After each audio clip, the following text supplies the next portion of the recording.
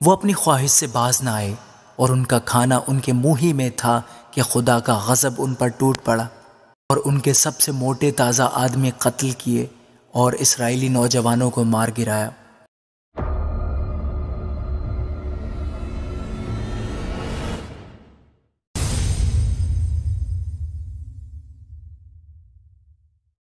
اے میرے لوگو، میری شریعت کو سنو، میرے منہ کی باتوں پر کان لگاؤ۔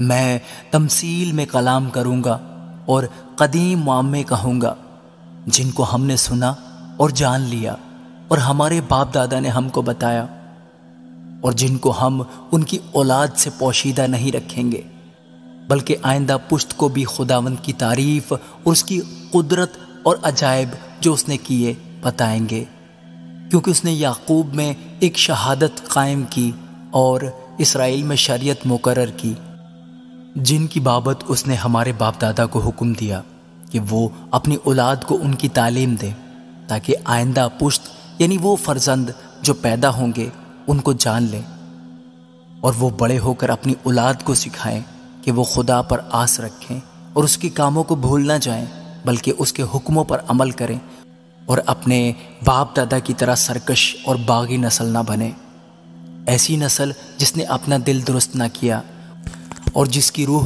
خدا کے حضور وفادار نہ رہی۔ بنی اسرائیل مسلح ہو کر اور کمانے رکھتے ہوئے لڑائی کے دن پھر گئے۔ انہوں نے خدا کے عہد کو قائم نہ رکھا اور اس کی شریعت پر چلنے سے انکار کیا، اور اس کے کاموں کو اور اس کے عجائب کو جو اس نے ان کو دکھائے تھے بھول گئے۔ اس نے ملک مصر میں زعان کے علاقے میں ان کے باپ دادا کے سامنے عجیب و غریب کام کیے۔ اس نے سمندر کے 2 حصے کر کے ان کو پار اتارا اور پانی کو تودا کی طرح کھڑا کر دیا۔ اس نے دن کو بادل سے ان کی راہبری کی اور رات بھر آگ کی روشنی سے۔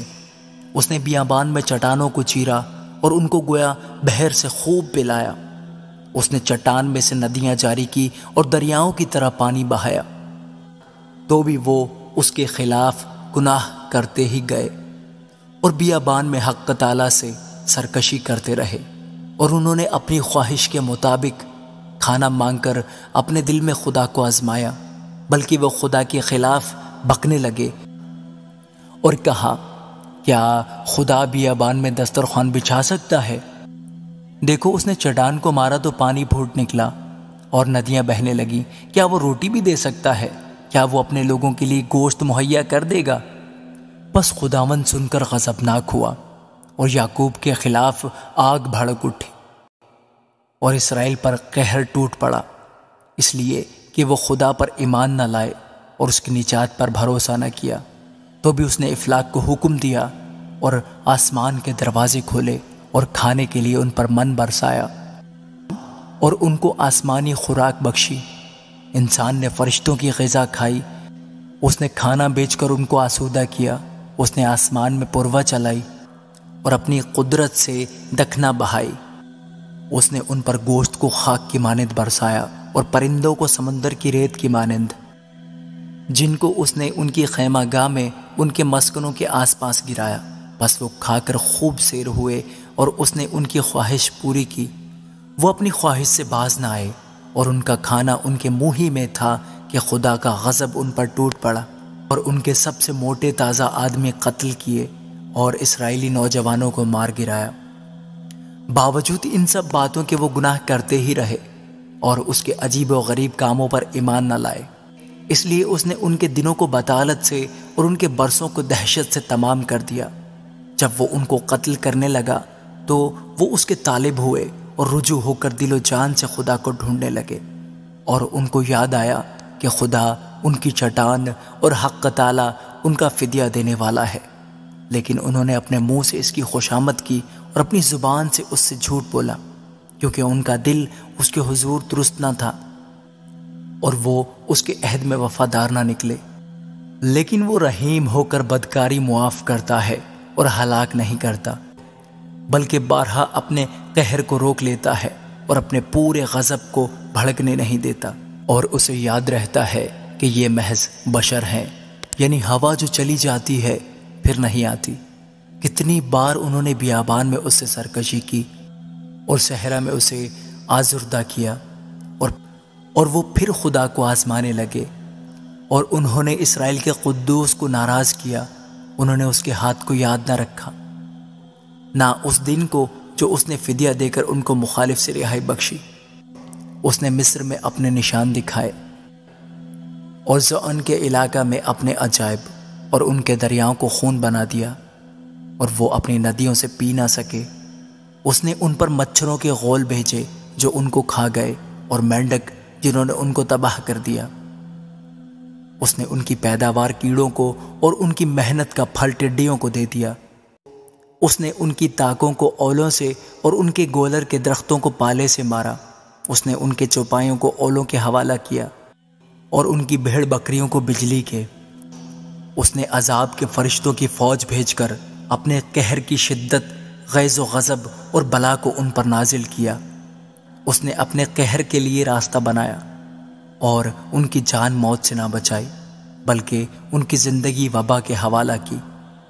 اس نے مصر کے سب پہلوٹوں کو یعنی حام کے مسکنوں میں ان کی قوت کے پہلے پھل کو مارا، لیکن وہ اپنے لوگوں کو بھیڑوں کی مانند لے چلا اور بیابان میں گلہ کی مانند ان کی رہنمائی کی، اور وہ ان کو سلامت لے گیا اور وہ نہ ڈرے۔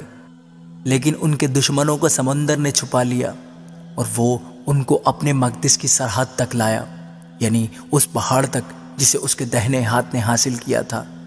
اس نے اور قوموں کو ان کے سامنے سے نکال دیا، جن کی میراث جریب ڈال کر ان کو بانٹ دی، اور جن کے خیموں میں اسرائیل کے قبیلوں کو بسایا۔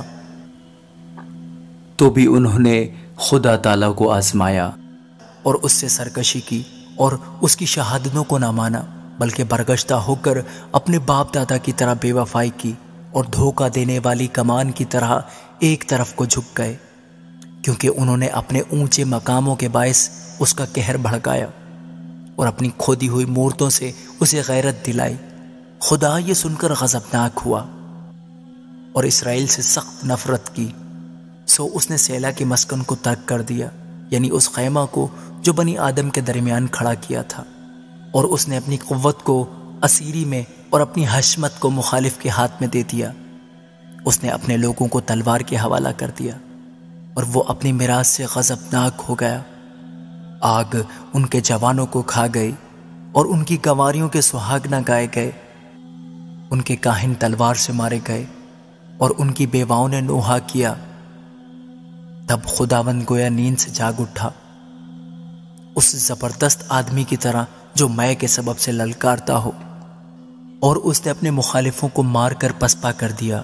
اس نے ان کو ہمیشہ کے لیے رسوا کیا، اور اس نے یوسف کے خیمہ کو چھوڑ دیا اور افرایم کے قبیلہ کو نہ چنا بلکہ یہودا کے قبیلہ کو چنا، اسی کوہ سیون کو جس سے اس کو محبت تھی، اور اپنے مقدس کو پہاڑوں کی مانند تعمیر کیا، اور زمین کی مانند جسے اس نے ہمیشہ کے لیے قائم کیا ہے۔ اس نے اپنے بندہ داؤد کو بھی چنا اور بھیڑ سالوں میں سے اسے لے لیا۔ وہ اسے بچے والی بھیڑوں کی چوپانی سے ہٹا لایا، تاکہ اس کی قوم یعقوب اور اس کی میراث اسرائیل کی گلابانی کرے۔ سو اس نے خلوص دل سے ان کی پاسبانی کی اور اپنے ماہر ہاتھوں سے ان کی رہنمائی کرتا رہا۔ آمین۔